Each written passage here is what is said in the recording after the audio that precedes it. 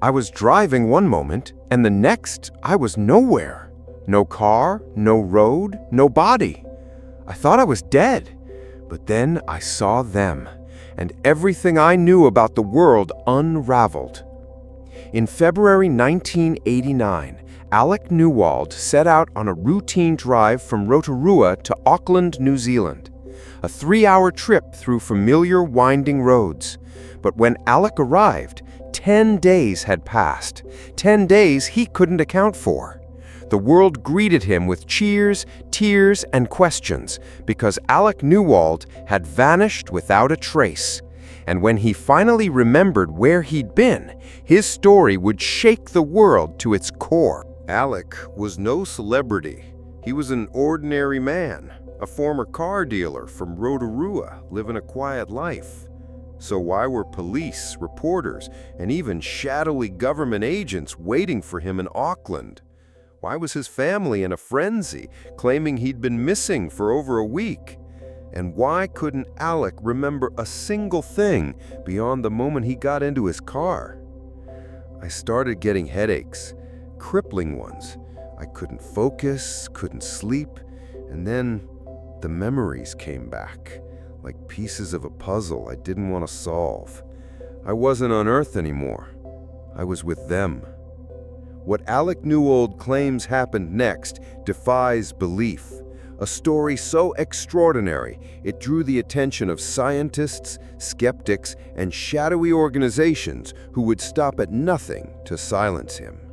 This is the story of a man who says he was taken by aliens, and what he learned could change everything we think we know about humanity, our planet, and the forces that watch us from the stars. February 2, 1989. Alec Newald, a 35-year-old New Zealander, climbed into his car in Rotorua, a small town known for its geothermal wonders. His destination? Auckland, a 3-hour drive north. It was a trip he'd made dozens of times, but this time, something went wrong. It was like a flash of lightning, but it didn't stop. The whole world turned white. I couldn't see the road, the dashboard, nothing. And then, I wasn't there anymore. For 10 days, Alec Newald was gone. His family reported him missing. Search parties scoured the roads between Rotorua and Auckland. His car was nowhere to be found. And then, on February 12, Alec drove into Auckland as if nothing had happened. But something had happened. Something that would haunt him for the rest of his life. When Alec arrived, he was met with a chaotic scene. Cheers of relief, tears of joy, and a barrage of questions. His family demanded answers. The police demanded explanations. But Alec had none. He was as confused as they were. Days were missing from his life, and his mind was a blank slate. I felt like I was losing my mind. I'd look at the calendar and it didn't make sense. 10 days? How? And then the headache started, like my skull was splitting open. That's when the memories started to creep in. At first, Alec thought he was dead. His body felt gone, sifted away, he said, like sand through a sieve. He was adrift in a boundless, glowing space. No walls, no ground, just an endless expanse. And then he saw them. They weren't ghosts. They weren't human. They were something else.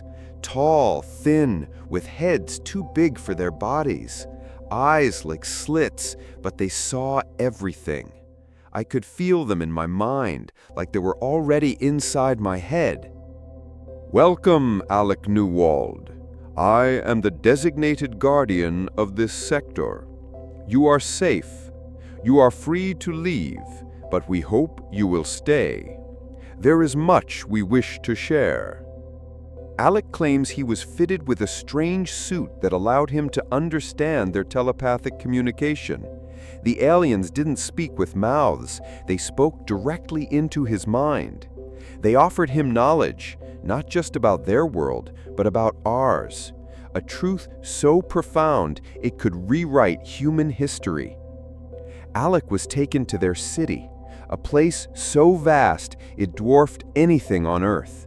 Buildings of translucent material, capped with glowing spires, stretched beyond the horizon. The air hummed with energy, and the landscape felt alive, as if the city itself was breathing. It was beautiful, terrifyingly beautiful. The buildings weren't just buildings, they pulsed, like they were alive. I couldn't see where the city ended. It just kept going, like it was part of the planet itself. Alec documented his experience in a book called Co-Evolution, an Interplanetary Honeymoon. His descriptions of the alien city read like science fiction, but he swears it's real. A city of glass and light, where knowledge flowed like air, and what he learned there would change him forever. The aliens, led by a being named Xena, revealed a staggering truth. According to Alec, they claimed humanity was not what it seemed. Our history, our origins, even our DNA had been manipulated by forces beyond our understanding. Your species was once great, Alec, on the path to enlightenment. But a dark force came to your world. It tricked you, altered your essence, and set you back millennia. That force is still among you, hiding in plain sight. Xena told Alec that humans were created as vessels, containers for a higher consciousness. Two species, Homo sapiens and Cro-Magnon, were engineered by an advanced civilization to host spiritual beings. But something went wrong. A dark force, as Xena called it, corrupted humanity's potential, stunting our evolution. She said the Earth is special, a jewel in the cosmos. That's why they want it. Not just the aliens I met, but others, darker ones. They've been fighting over us for thousands of years. Xena revealed that her people had visited Earth long ago, leaving behind monuments like the pyramids to guide humanity when the time was right. But the dark force, she warned, was still here, manipulating governments, controlling knowledge, and keeping humanity in the dark. They showed me things about our history, our future, things we're not supposed to know. They said I was chosen to carry this knowledge back, but when I got back, I realized someone didn't want me to talk. When Alec returned to Earth, his life became a nightmare.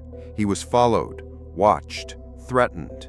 Shadowy figures, government agents, he claims, wanted to know everything about his abduction, and they weren't asking nicely. There was this car, always parked a few houses down, same car every day. Then they started knocking on my door, asking questions. They called me a Nazi once just because my father's family was German. I was born in New Zealand. It was absurd. But they weren't joking. Alec refused to cooperate, but the pressure only grew. In 1989, after the stock market crash, Alec had been scraping by as a private car dealer. That's when he met Jeff Wright, a man who offered cheap Japanese cars at wholesale prices. It seemed like a lifeline, but it was a trap. Jeff seemed legit. We worked together for 9 months. I bought cars from him when I could afford it. Then the police showed up, said the cars were stolen, 6 of them. I was set up. The case dragged on for 2 years, over 20 court appearances. Alec's assets were seized. He couldn't afford a lawyer. He was convicted and served 6 months of a 12-month sentence. But Alec insists it was all a setup, a way to silence him. They came to me in jail, said they could fix my case if I talked, told them everything about the aliens. I said no, I wasn't going to let them win. In prison, Alec decided the world had a right to know. He wrote Co-Evolution, a detailed account of his abduction, the alien city, and the knowledge he was given. But the more he spoke out, the more dangerous his life became. Alec's story doesn't begin in 1989. He claims it started when he was 5 years old, chasing seagulls in a park near Rotorua. A flash of light, like a lightning strike, froze the world around him. Seagulls stopped mid-flight.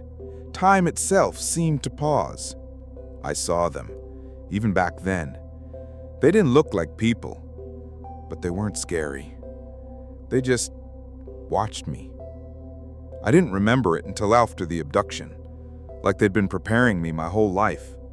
Alec believes the aliens had chosen him long before 1989, a predestined encounter preparing him to carry their message. But this revelation raises questions. Was Alec a chosen messenger? Or was his mind playing tricks, filling in gaps with fantastical memories? Alec Newald's story is one of the most detailed alien abduction accounts ever recorded. His book, Coevolution, describes a civilization so advanced it makes our cities look primitive. A female alien named Xena, who shared knowledge of humanity's origins. A dark force manipulating our world. Even a romantic connection with an alien being described as out of this world in both beauty and spirit. Xena was different. Not just a face, her eyes. She was kind, curious. She cared about us, about Earth. She wanted me to warn people. But I don't know if we're ready to hear it. When Alec went public, the consequences were swift. Shadowy agencies hounded him. His business was ruined. His freedom was taken. Why? If his story was fiction, why did powerful forces go to such lengths to silence him? If it was true, what did they fear he'd reveal? Skeptics call Alec's story a fabrication, a sci-fi novel masquerading as truth. The childhood encounter, the time-freezing park, the romantic alien connection. It all sounds like a movie script. Yet believers point to the details, the vivid descriptions, the consistency of his account, the relentless pursuit by authorities. Even Lord Admiral Hill Norton, former head of the British Ministry of Defence, once said, "There is a serious possibility that we are being visited by other civilizations. It should be the subject of rigorous scientific investigation, not rubbishing by tabloids." So what do we make of Alec Newald's story? A man who claims he was taken to an alien world, given forbidden knowledge, and hunted for telling the truth? Or a skilled writer weaving a tale to captivate the world? One thing is certain, his story raises questions we can't ignore. Are we alone? Are we being watched? And if Alec is telling the truth, what else don't we know? Alec Newald's Coevolution is available online. Read it for yourself. Decide for yourself. But ask yourself this: if he's right, what does it mean for humanity? And if he's wrong, why did they try so hard to stop him? I know what I saw. I know what they told me. And I'll never stop telling the world, no matter what it costs me.